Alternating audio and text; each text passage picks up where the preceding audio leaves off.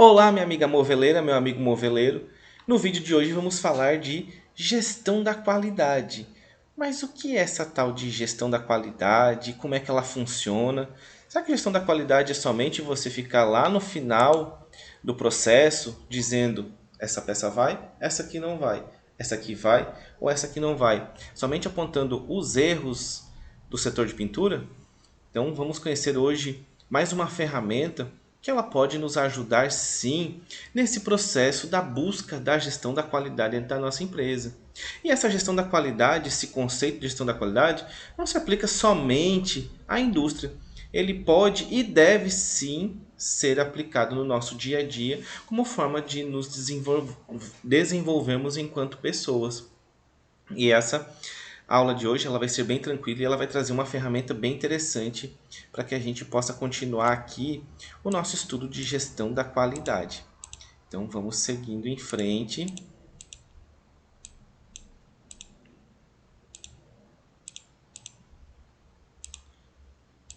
com a nossa gestão da qualidade. Então vamos lá.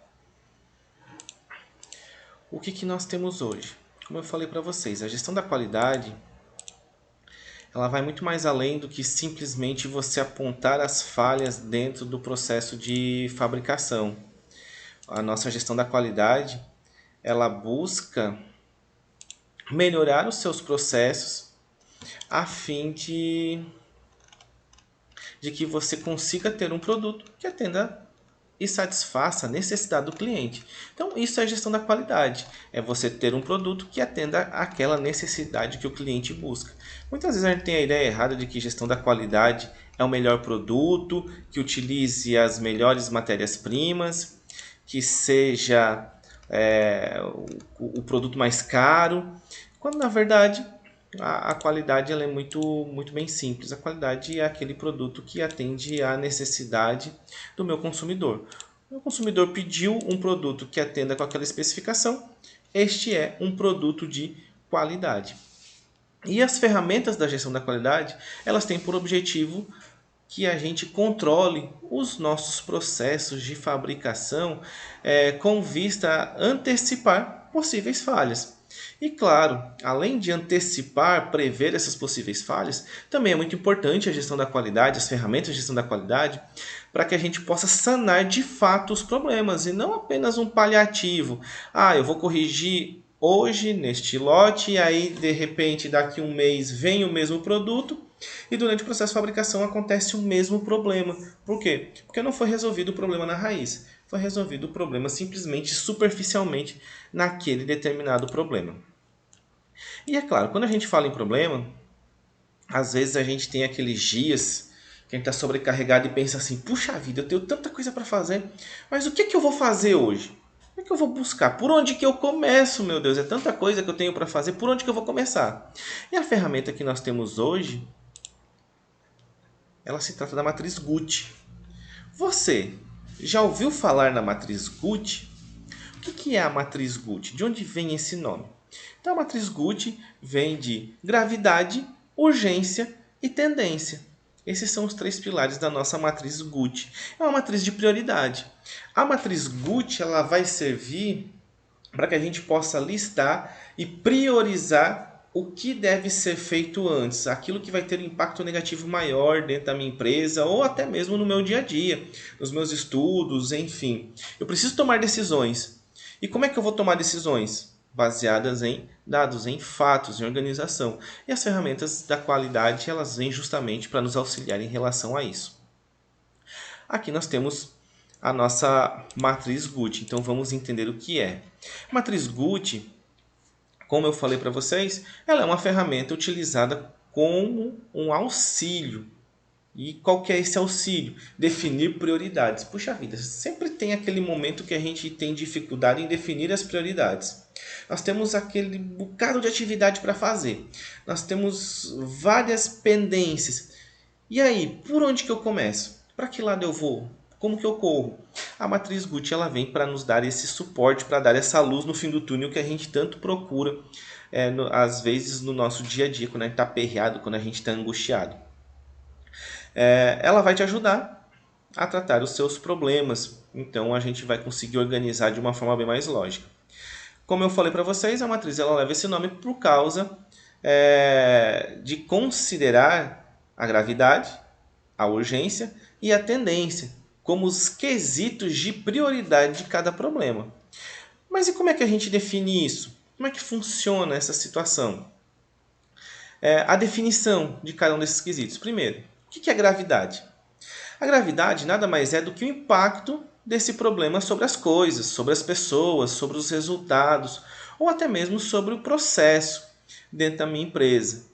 Tá? E esses efeitos efeitos que vão surgir ao longo prazo.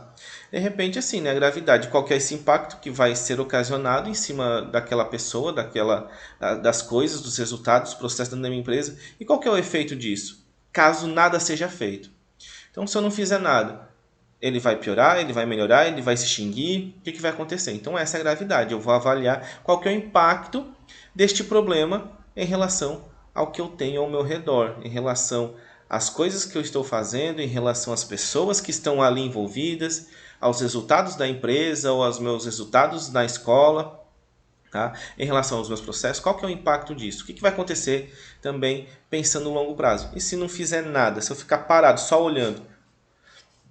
Segundo quesito, em relação à urgência, relação com o tempo disponível ou o meu tempo necessário para resolver aquele problema.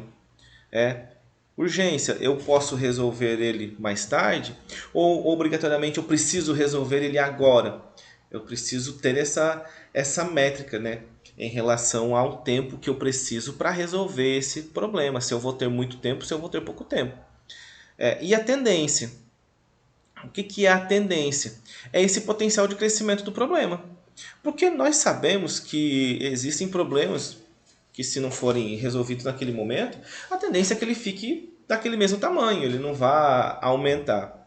Tem problemas que, com o passar do tempo, mesmo você não fazendo nada, a tendência é ele diminuir e acabar. Então você vai avaliar o que vai acontecer com esse problema. Qual que é o potencial de crescimento? Você vai avaliar a tendência de crescimento desse problema, a tendência de redução ou desaparecimento. Então você tem que conhecer este problema de fato. Então são esses 3 quesitos que a gente avalia na nossa matriz Gucci. A gravidade, qual que é o impacto sobre as coisas, né, que cercam este problema e o que vai acontecer a longo prazo se eu não fizer nada, se eu não resolver este problema. A urgência é o tempo que eu tenho disponível, o tempo necessário para resolver esse problema, e a tendência. Qual que é o potencial de crescimento deste problema? O que vai acontecer? Ele vai crescer? Ele vai diminuir? Ele vai se extinguir? Enfim. Aqui na imagem a gente tem um exemplo do funcionamento dessa matriz Gucci. Então ela é bem tranquila, ela é bem simples. Como é que a gente avalia? Nós temos os 3 quesitos: gravidade, urgência, tendência. E para cada quesito eu faço uma pontuação de 1 a 5. Sendo que 1 é o nível mais básico e o 5 é o nível mais alto. Então, o que a gente percebe aqui? Em relação à gravidade. O número 5 é extremamente grave. O número 4 é muito grave. O número 3, grave. O número 2 é pouco grave. E o número 1 não tem gravidade nenhuma. Então, é algo que não vai ter consequências se eu simplesmente não fizer nada. Tá? Então eu avalio a gravidade de 1 a 5, de extremamente grave a sem gravidade. Em relação à urgência, é que eu preciso para tomar aquela decisão. O número 5 tem que ser uma ação imediata. Eu preciso tomar alguma atitude para que a situação não piore. O número 4, eu tenho alguma urgência. Tá? Eu preciso resolver ele o quanto antes.